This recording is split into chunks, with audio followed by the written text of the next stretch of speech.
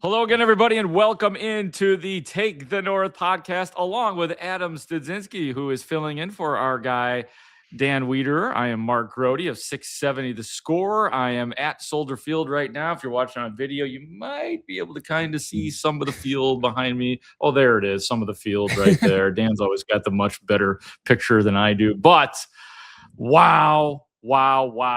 Just another wow night watching the Chicago Bears. Unfortunately for the Bears, this is the end of the road. The Rams beat the Bears by a final of 20-17 in overtime. Another unbelievable ending to it. Well, the real ending was a 42-yard game-winning field goal for the LA Rams kicker Harrison Mavis. He wins the game for the Rams, but he did it again. He did it again. Caleb Williams, a 14-yard touchdown pass to Cole Kmet with 18 seconds left in regulation to tie the game at 17. Unbelievable on a fourth down play with time winding down. Overtime, the Rams get the ball first. The defense holds. They stop them. Bears get the ball, and they start to move it down the field. Unfortunately, the season comes to a really sudden death ending, unfortunately, with the field goal. But it was Caleb Williams getting picked by one Cam Curl at the Rams 22 on a pass that was intended for DJ Moore.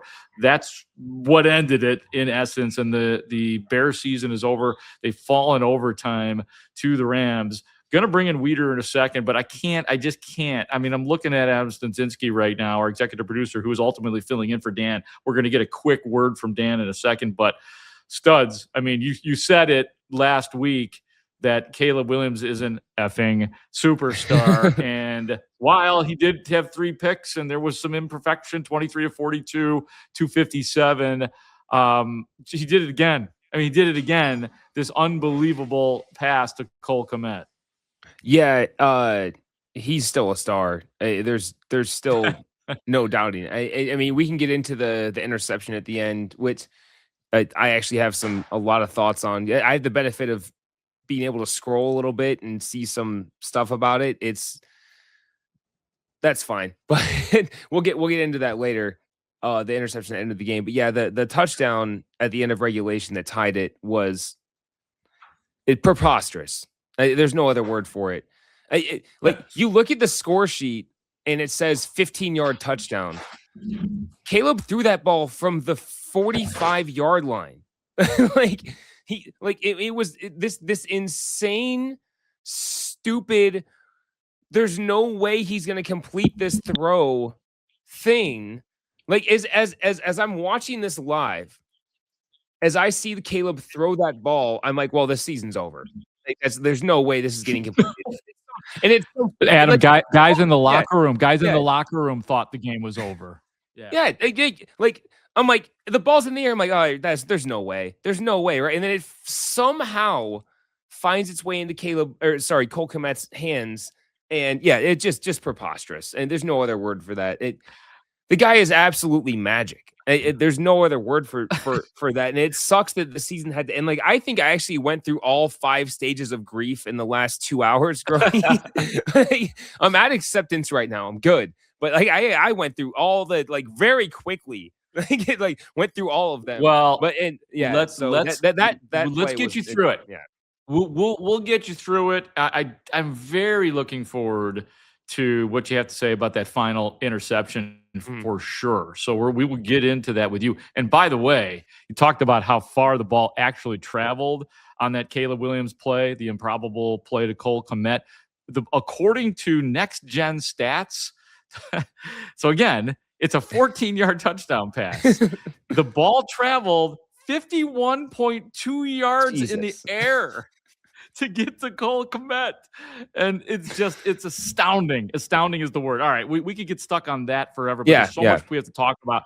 Like I said, Wiederer can't be with us for the whole show, but I did chat with him, he and I, as we were walking up from the interview room. We had both been in the locker room, and I did my interview with our guy, one of our founding fathers. Here's Dan Wiederer. Dan, your initial reaction to this?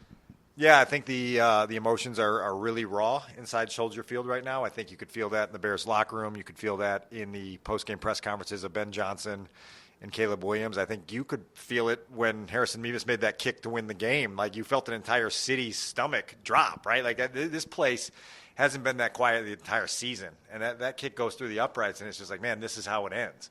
I think everyone understands the perspective of how remarkable of a year this was and how extraordinary the achievements the Bears were, but then it just abruptly ends. And I think we saw it on Saturday night with Josh Allen in Buffalo shedding tears. You're reminded constantly of how cruel this league is, how hard this league is. And I think that's the biggest thing these Bears are going to take away from tonight is it's really, really, really freaking hard to go a long way in the playoffs. And they learned that lesson the hard way, obviously, overtime loss. Talked about how it's the stomach dropping feeling. Jalen Johnson literally said by his locker that it was like being on a roller coaster where you're at the top, you come down and your stomach drops. And oh my God, Dan, the 4th and 14 touchdown at the end of Cole Kmet, even in a loss. I mean, we'll do a podcast probably on all the amazing things we saw from Caleb this year because I think it's probably warranted. Just like we know that he's got a ways to go still, but like some of the throws he made, and that one was astonishing. I don't even know what word to use. I mean, it's the final minute of a playoff game, and the quarterback, with everything on the line, on 4th down, throws a pass from, I think it was 26 yards behind the line of scrimmage. He was 26 yards behind the line of scrimmage with where he retreated from, throws it up, and then there's Cole Kmet catching it 5 yards deep in the end zone. And you're just like, this is ridiculous. We have to write these takeaways at The Athletic, from the game. And had the Bears won, the one that I had to delete because they lost was this dude is different, right? Like, and we've experienced it all year. This dude is different in the clutch. And if there's anything you take away from Caleb's season, it's like that can't be taught. That clutch gene is in him. It's real. He's got that. And it's you said, what did you say, astonishing? Like, it's astonishing to watch. Even when you know it's in there, you're like, get out of here with that. Like, just get out of here with that. I got a text from somebody 7 states over that said, that's Tiger Woods' bleep. Yeah. Like, it's just like, there's no way he's making that 39-foot putt to send this, and like, and then it drops, and you're like, the whole stadium's going crazy. And it's remarkable. And so, like, that part of Caleb Williams, like, that box is checked. Like, the 4th quarter, put the ball in his hands and let him go work magic. We know every season beyond this that's in him, right? Like,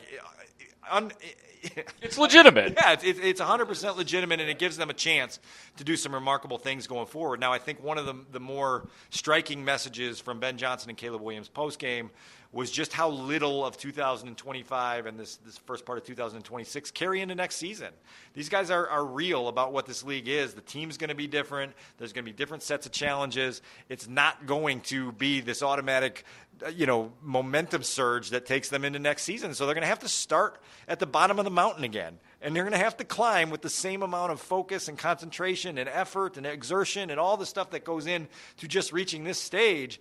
And you feel like you're so close, and yet you're like still 3 wins short of hoisting that big trophy, right? And so you've got to learn how freaking hard it is. Josh Allen's never been to a Super Bowl. Lamar Jackson's never been to a Super Bowl. Like, it's not promised to anyone. And so you just got to keep going at it and keep swinging and hope that one year you get it. I think part of the pain and the suddenness and the abruptness of tonight, Grote, is realizing that there aren't going to be a lot of seasons like this in the league where the door is so wide open. Like, you're talking about Sam Darnold and Matthew Stafford and Drake May and Jarrett Stidham playing in the conference championship games next week. And you're like, man, that window was open for you, and then it's shut really fast here tonight. Yeah, I mean, the good news is that the off-season talk about the Bears, despite what you're saying, that you can't assume carryover no matter how angry and motivated the Bears are from this game, the talk is going to be at a 10 this off-season. And Dan, you and I are not used to, you're not used to that, where it's just like it's hot. How do you make it better now? How do you take the things that you got away with during the season? So there were definitely some charmed moments for the Bears, and you have an opportunity to clean that up and become better. We'll continue to talk about big picture stuff. I want to talk about a couple more things in the actual game. And so the overtime, Bears win the coin toss. They defer 3 and out for the defense. Offense comes on the field. They're moving the ball down the field. Some pretty extraordinary. Was it a 4th down run for Caleb Williams? Yeah. Like some big plays. And then the interception down the field. I was not in there for Caleb Williams. What did he say about it? What could you share with us, and what was your vantage point of that moment? Well, from the press box in the moment, you're watching it, and as Cam Curl, the safety of the Rams, gets over there to make the diving catch, you're like, man, not only is that probably the end of your season because you know you're giving the ball back to Matthew Stafford for a second time, you realize that it was 2nd down, right? And, like, there were still more bullets in the chamber if you could have found a way to get out of that play. Ben Johnson said he hadn't really had a good viewpoint of it in real time and is going to have to go back and watch it on video to see what he sees in regards to that. Caleb said that he had a little bit of a miscommunication with DJ Moore. He said he was trying to flatten DJ out a little bit more with the route, and DJ took it a little bit more vertically. And you watch that play, Grote, and Caleb's got all day. Like, you rewatch it, like, he's got all day back there. Whatever he saw was not what DJ saw. DJ Moore never came to his locker post-game, I understand. I wasn't in there the whole time. I did not see him in the locker room, and I was there till the end. We weren't able to get his perspective at all. Maybe we'll hear from him on Monday during the hefty bag clean-out session at Haugh, which is always difficult to do, and it's going to be even harder this year because of what just happened to end the season. But that's it's a history-changing play, right? Like, it is a history-changing play when your season ends because of that. And then Matthew Stafford takes the Rams the other way, and with Sean McVay calling plays for him, they find a way to get into field goal range. Little nugget here, I don't know what it means, but the final kick that ended the Bears' season was 1 yard shorter than the double doink. That was from 43. This was from 42. Same end zone, same stadium, same field. That one split the uprights. The one 7 years ago didn't. Whatever, like if we're tearing at scabs and reliving trauma for our audience, that's part of it. I know you got a million stories to write, so I just want to bring up one more thing here about this game. What an extraordinary job the defense did in this game, because we know that the big bursts and explosive plays that they've been giving up over the last several games, a lot of us assumed the Rams would cut through the Bears defense, and they didn't. Talking to several players, there's plays that they want back, but I thought they comported themselves incredibly well on this day. They're going to be tortured by the last touchdown drive that the Rams had. There's about 4 plays on that series. A big one to Parkinson to start the drive was they got some defensive backs caught up in traffic there. There's a bunch of those. The one where Tyreek Stevenson seemed like he maybe had a strip on Devontae Adams, but he was down, and it's like those are the minuscule inches in this game that change everything. Those guys will hate reliving that, but they played really well tonight on a playoff stage against the league's number 1 offense. Ben Johnson was very complimentary of the way the defense played tonight. And like I say, this league is really freaking hard. And you got that lesson again tonight. Look, like, we're in Chicago. We realize that sometimes you have a loss like this, and then you're not back in the postseason for 7 years. I don't think that's going to be the case with this team, but we didn't think that was going to be the case with the 2019 Bears. And so you just kind of have to process it all in real time. I think, when we talk about the emotions we felt from the fans and the players and the coaches in that locker room, it's like heavy. Like, it's a heavy feeling that they're going to turn the lights off here at Soldier Field tonight, and that's just it. Like, the season's over, and they're going to be spectators for the conference championship games and the Super Bowl, and we'll see where everything goes from there. But holy cow, it's just over. It's just over. Yeah, just like that. And as Dan and I are doing this, literally looking out at the empty field with the bright lights still on, a few people walking around, the snow on the field. It's always a very, pardon the pun, a very chilly feeling. But Dan and I promise we'll continue to break this game down. Like I said, the off season is going to be incredible for the Take the North podcast, because there's so much to review. There's so much to look forward to. Changes inevitably are coming for the Bears. That was something that was lamented by several players, including Jaquan Brisker, who said, this is it for this locker room. He knows it. Maybe Jaquan Brisker won't be back next year.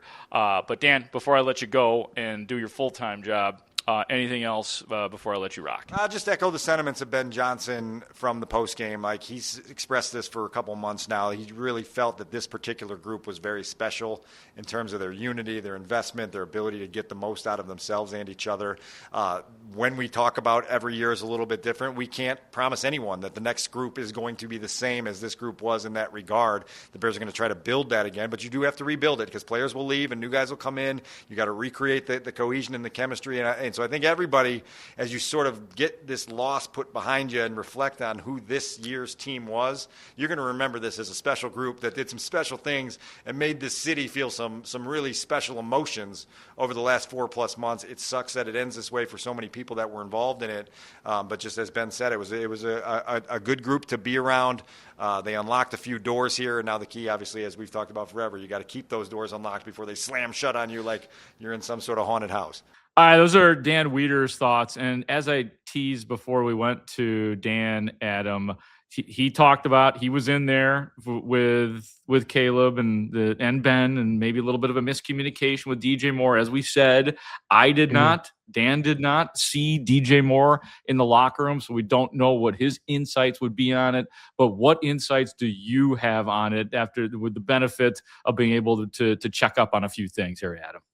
So I'll prereq with a couple things here. I know that DJ left the game once or twice. I believe he got checked for. Did he get checked for a concussion? So at the very least, he was out of the game for a few plays. And I know he was probably beat up and tired. He's a phenomenal player. That route he ran that resulted in the interception is just unacceptable. Unacceptable. And I'm not the only one that has said that.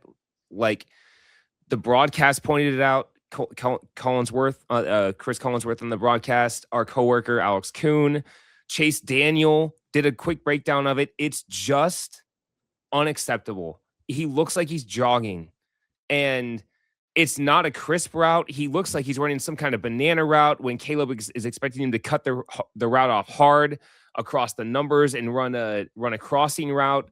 So if they miscommunicated, maybe that was it. Or maybe DJ didn't think he was high in the route tree. I don't know. It just, the film, what does Olin Kreutz tell us so many times? The film doesn't lie. The film looks really, really, really bad. Unacceptably bad. That's wild. That is wild. I fixated on it a lot after the game.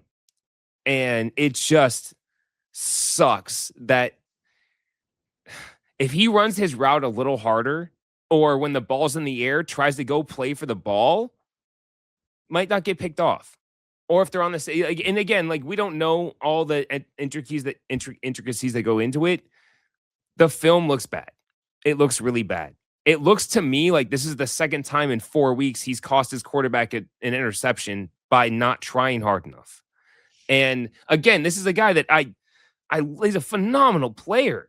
Right. He's made some of the best catches of the season this year. Yeah. I mean, the overtime catch in Green Bay or against Green Bay to win the game was an incredible effort.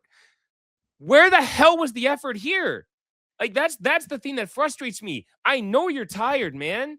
Everyone's tired. You got to try harder than that. And if you're so tired that you can't sprint, then get off the field. I'm not kidding, man. Like, if you're that tired, take a rep. It was second down. Take a rep off. It's okay. And I can't remember who it was that I saw breaking this down a couple months ago about what it takes to be great in the NFL. You have to sprint when you're tired. Like, I don't want to hear, even if you're tired, whatever. If you're that hurt, get off the damn field. It was so frustrating to see. And it might have cost them the game. There's a lot of plays that cost them the game. That one just sucked, man. It sucked because it didn't look like he tried hard enough. And maybe he did. Maybe he did. Let me ask you this. Yeah. Let me, because I have to, like, I did not notice this in real time. I've not had time to look at replays or read the stuff that you've been able to get your hands on, because obviously been going 100 miles per hour. We knew there was a miscommunication. We did not get to talk. Like I said, DJ Moore was not in the locker room, at least not when I was there. And I was there till, I mean, I might have left with about 30 seconds to go in open locker room, and I did not see DJ Moore. So I just want that, just people wondering why we don't have his side of it. That is why. And I haven't had the benefit of really seeing it. Here's my question though. Did they note that in real time on the TV broadcast? Was it pointed out in the TV broadcast? Yes. Almost immediately after it was done, Chris Collinsworth was like, I can't remember exactly what he said, but he questioned what was going on with DJ Moore. on the route. He didn't necessarily question his effort. The effort question came afterwards as we started looking at it more. I say the collective people starting to look at the replay. But Chris Collinsworth, it's all over social, just for people to benefit of it. It's all over social media, apparently, that according to Adam Studzinski. So it doesn't look good, man. It just doesn't. Yeah. And again, like I've been a huge defender of DJ Moore, man. I have been. Yeah, and I love the guy. Yeah. I don't want to pin this all on him. I don't. I know. And it's just a bad look. It just is a really bad look. And look, Rome Odunze had a really bad drop on the first drive that should have been a touchdown. Yeah. So there's a lot that went into this. It's just like that's the most glaring one because it was at the end of the game, right? And again, maybe DJ couldn't run hard at that point. But dude, if that's the case, then you got to get someone else out there. Well, if that's the case, if that really is the case, then the coaching staff too has to be able to identify. Yeah, there's a lot. There's a lot that goes into that. There's a lot that goes into it. I know. And again, I'm not. It's just not, to me, not a good look for him. And well, and you mentioned that. Go ahead. No, especially because it's not the first time that we've not, the collective we have looked at DJ Moore on a play and been like, dude, what are you doing? It just, the Lions, the Lions famously game, last year. Yeah. Well, last year was a bunch of times. And last year we can, I think, excuse a lot of things because there's a lot of BS going on. But I don't want to. You and I would have walked out of bounds on a player too last year. Yeah. So I don't want to go too much further on this. It really bothered me. Yeah. And if DJ hears this at some point, or if he wants to explain what happened, whatever, there's got to be some kind of explanation. Yeah.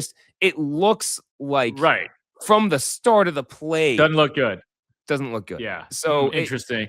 All right. Yeah. I got you. And yeah, we'll wait to hear what DJ Moore has to say about it. He's usually very upfront. And once we do get to talk to him, I'm sure he'll be dead honest with us on exactly what happened. The irony is I could be totally off. You talked about.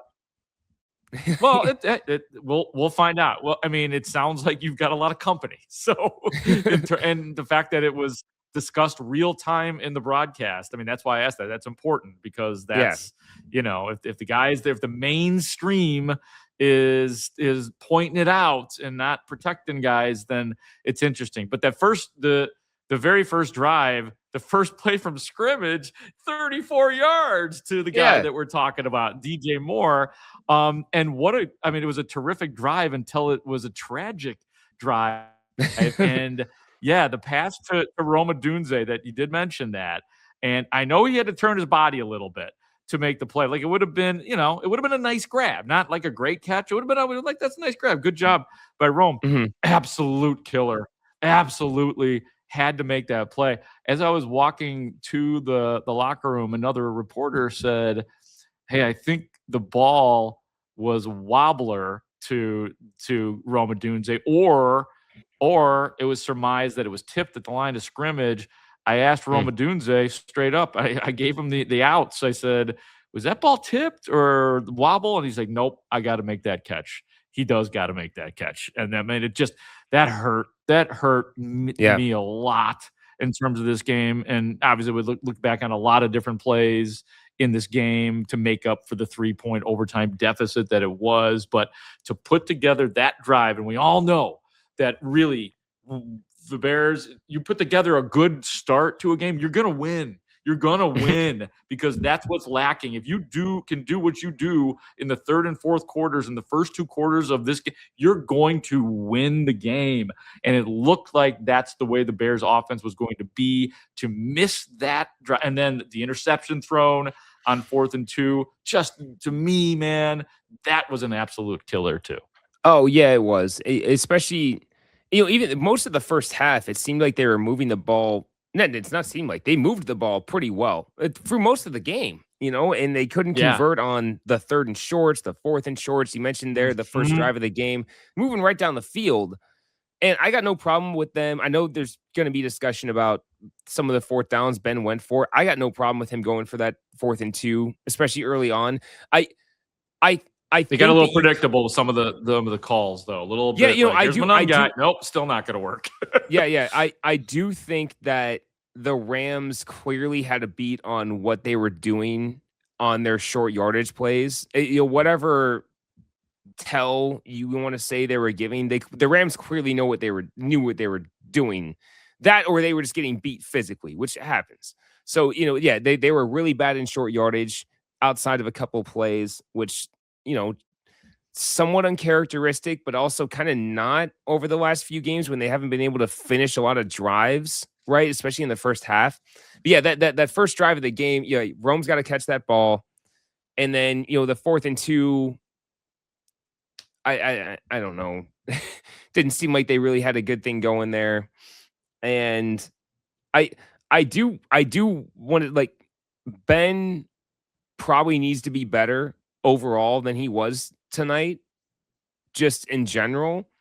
I thought his clock management was great. I didn't feel like some of his play calling was necessarily great. And maybe you come into a game with a certain idea of what you're going to do in short yardage, and it's not working. So now, what is your short yardage package if you haven't practiced those, other plays, whatever they might be? That can be tough to adjust in real time, I think. So, I'm just trying to think of what else he could have done. So I would have liked to see Caleb on the move a little bit more in some of those situations that, especially the last one that they didn't convert inside the 5-yard line, where they had 1st and goal on the 5-yard line and didn't score. Yeah. Not once did they get Caleb. One play. Oh. Yeah, the one play on that possession I really had a problem with was the 3rd down one where they're running into a heavy box. Like, come on, you come out there and it just didn't feel like a good play. And I don't know how much leeway Caleb has to check out of that, or if it's just, hey, you're running the play on that one.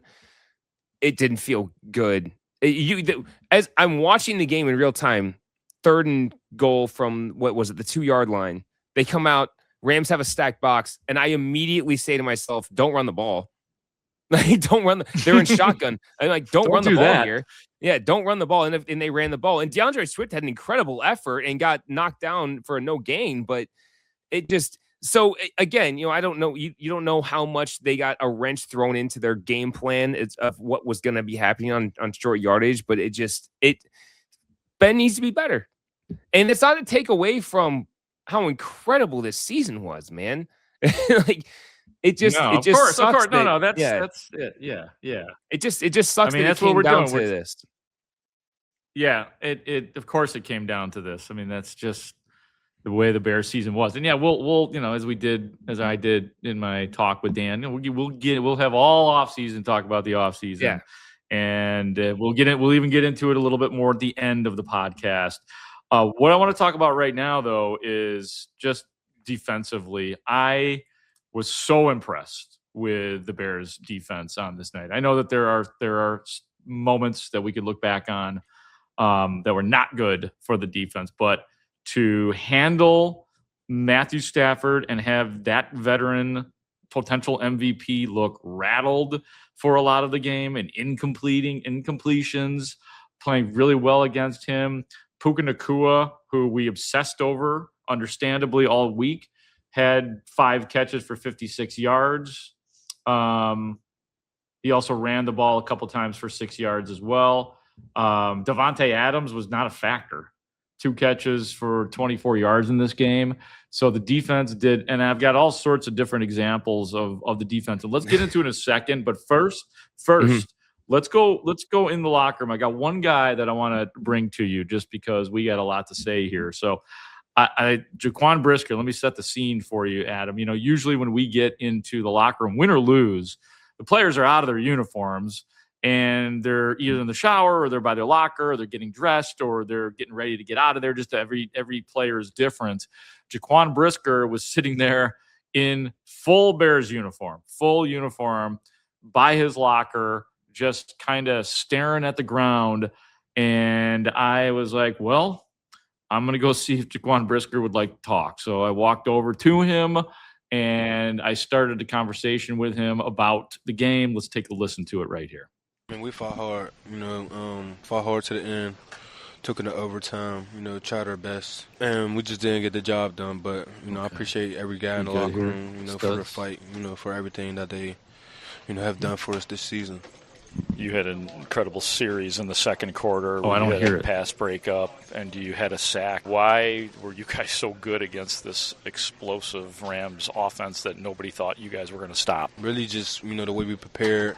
Really just the way we prepared, the way we studied, the way the coaches got us ready, and the way we trusted the game plan. And we came out there just playing our type of defense, playing fast, playing physical, and had the crowd behind us, things like that. So.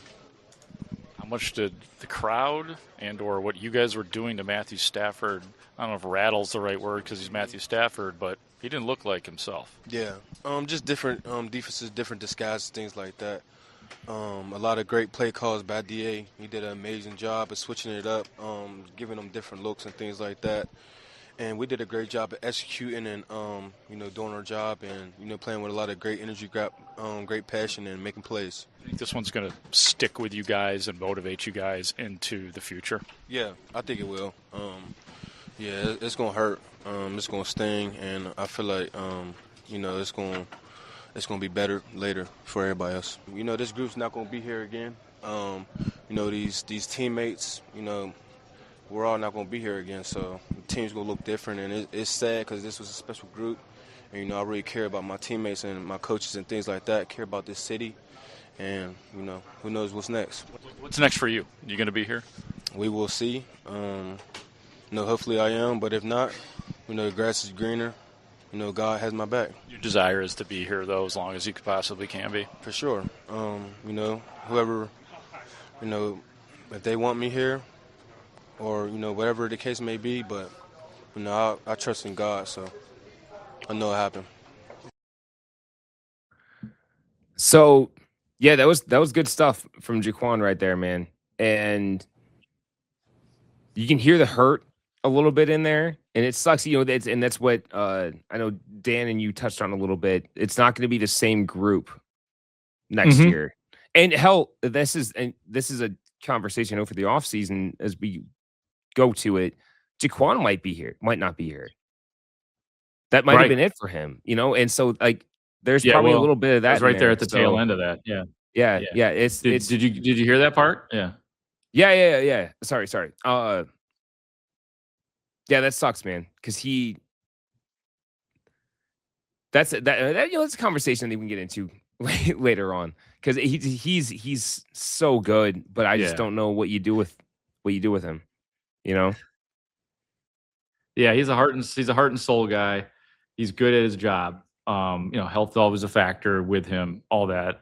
But yeah, we'll see. And he was terrific on that. He was terrific all night. He might have been, if we were giving out game balls, he might just get himself one. I thought, he would just going through a few other things. Yeah, he would get one for sure. But there were some other really good that moments for the defense that have to be highlighted. For instance, we talked about the Brisker stuff. The Kyler Gordon sack in the second quarter after a play or two after the Nashawn Wright penalty, so he picks him up there. I thought Adam, that crucial Rams first drive of the third quarter where the Bears defense, just like they did against Green Bay in the third quarter, immediately they force a punt. You had the third quarter Dominic Robinson strip sack. And then I thought what was really big, man, and I wanted it to be bigger, Studs, after the Caleb Williams pick in the third quarter, the Bears immediately force a 3-and-out. It was and they had good field position too. Oh yeah. That again felt like a really bad moment for the Bears. It felt like a turning point, and the defense, I'll be damned if they didn't come through. Shout out to what the defense did. Shout out to Dennis Allen. You even heard Brisker. I don't know if it was in that one or not, but Brisker actually name checked Dennis Allen. We know a couple weeks ago, Brisker was kind of cryptic about all the flooding of the middle of the field and didn't mention Dennis Allen's name, but clearly, he was talking about he didn't really like their strategy. Tonight, Dennis Allen and Jaquan Brisker in the defense, they got it right. You hold the Rams to 17 regulation points. That's all you could ask, man. Oh, 100%. Yeah, dude. I thought that Dennis Allen and the defense was excellent all over the place tonight. They like you said, holding 17 regulation points, 3 and out after 3 and out. They didn't force a turnover, but that forcing the Rams to go 3 and out after, like you said, the Caleb interception in the third quarter, it was as good as a turnover. It really was, because to hold them, the Rams, I believe, were in plus territory there, and they get nothing. They have to punt. I mean, that was an incredible series for the defense. They played their. I feel like from the second half of the Packers game last week in the wild card round through tonight, you finally saw the fully realized version of Dennis Allen's defense with the guys that he wanted, that he envisioned on the field, with Kyler Gordon and Jalen Johnson and Jaquan Brisker doing his thing, Montez Sweat in the defensive line getting some pressure, throwing some crazy blitzes at them. And, look, Jalen still not fully healthy. He's going to need the offseason to do that. Kyler Gordon still not 100%, didn't play pretty much the first quarter, I believe. And before he finally got on the field, CJ Gardner-Johnson had his moments in this game. They played their asses off. And this is another thing they pointed out on the broadcast during the game, Chris Collinsworth especially, pointing out how well the defensive backs were playing for the Bears. So, the defense played so well, and that's what brings it all around. If you'd have told me coming into this game, hey, even including overtime, Bears are going to give up 20 points, I'd have said, oh, they're going to win the game then. I thought for sure the Bears are going to come out of here with 25, 26 points. So, but, at the end of the day, it just wasn't meant to be. The magic finally ran out, I think, is what people are throwing out there. Yeah. There just wasn't quite enough magic to get them over the hump in this one. There was magic, though. There wasn't quite enough. There wasn't quite enough. Yeah. I mean, it's just, what an extraordinary, and I can't even, look, press boxes are stuffy. They just are. It's like, I don't know if I've described it here. I know I've talked about this through my years on the radio. It's like being in a library. I mean, and that's good. You don't want a bunch of people talking loud. We're in here working. It's very serious and it's big business, all of that. But when some of the plays were being made that were made tonight, including the Caleb Williams pass to Cole Kmet, there were gasps. There was a rumble, and then there were probably a few people that you could hear cheering, which is not allowed in the press box. And I get all that, but man, it was so extraordinary that even most people, the involuntary reactions just couldn't be stopped, because at the core of everybody up in this press box, of whom there are still many working as we conduct this podcast, closing in on midnight, they're all sports fans. We're all little kids at the end of the day watching this, and Caleb Williams plays like a joyful little kid out there. Just the way he plays, the off balance, the sideline throws, the sidearm throws. We got a lot of that action. What an entertaining season. What an entertaining game. And Adam, I will just say this, and then I will give you the forum to say whatever you want to say here at the end of this podcast. I know the Bears beat the Packers in the playoffs. The Bears got themselves a playoff win. I know that the Bears have a head coach. I'm pretty comfortable with Ben Johnson. I know the Bears have a quarterback. And that was what I needed to know at the beginning of the season in the preseason podcast we did. I wasn't sure they were going to win this year. In fact, I did not pick the Bears to win this year. The Bears have a quarterback, ladies and gentlemen. They do. The Bears have an offensive line. The Bears have an identity. The Bears have a vision. And trusting this staff, this group, I think they can make the defense better. And as you said, Adam, we may have started to see some of that. And we know that it's not going to be 100% carryover. Changes need to be made. Changes will be made. And that part will get better. But there's a lot of things I know about the Bears that are positive that I didn't know when this season started. I didn't even know maybe the first month of the season, but I know those things now. Yeah, this season, man, has been one hell of a ride. I mean, it didn't, like I said earlier, I went through all 5 stages of grief in the last 2.5 hours now. And I'm at acceptance. I thought coming into this game, I can accept any outcome versus the Rams. And I'm there already. Okay, look, they had the plays. They didn't make them. season's over. Sucks that they had to lose like that. But man, what a hell of a ride. And I think we can all finally exhale a little bit about, and we're going to look back on this season. We're going to look back on this season, whatever comes in the future. And I agree with you. They got the quarterback, they got the coach. Those are the two things you need the most, right? We're going to look back on this season and be like, geez, man, you remember that 2025 Bears team? And be like, yeah, which win are you talking about? You know, like which preposterous moment would you like to talk about? And, you know, we're going to talk about the Packers win in overtime in the regular season. That wild card win against the Packers is something you're going to tell your grandkids about. That's the, you know, and then, you know, losing to the Rams in the divisional round here, you're going to be like, man, did you see that pass that Caleb Williams made to Cole Kmet to send the game to overtime when he threw the ball 51 yards in the air and somehow it was a 15-yard touchdown pass at the end of the day? It's all crazy, man. It's been a crazy, wild season, and I hope that next season is just as successful with a little less heart palpitations going along with it. And I think I'll leave it on this. One of the best thing that I heard about Caleb Williams or the Bears this season actually came from tonight. One of my friends in one of my friends' group chats, after the touchdown pass to Cole Kmet that sent the game to overtime, messages the group and said, "My brother just told me this must have been what it was like to have Aaron Rodgers as your quarterback." Like that it was, and then you think about it and you're like, damn, like that wasn't Aaron Rodgers kind of thing, wasn't it? to do something just completely insane when your team is dead 2 weeks in a row.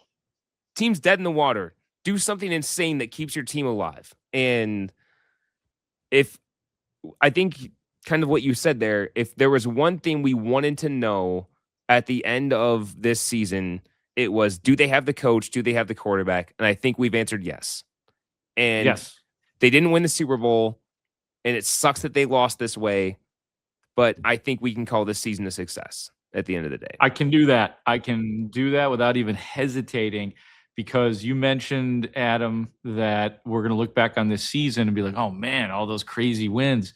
You and I have unfortunately reminisced a lot about some good regular seasons that came to crashing halts in the end. You and I always romance over 2001 because it was a hell of a ride. Yeah, but they got their asses kicked by the Eagles in the postseason. We know what happened in 2018. What a delicious ride that season was. It was extraordinary regular season. Elite defense and pick sixes are really fun, man. But they lost. At least now this season, we don't have to do that loser thing now where we're like, well, but they lost and then the next year they suck.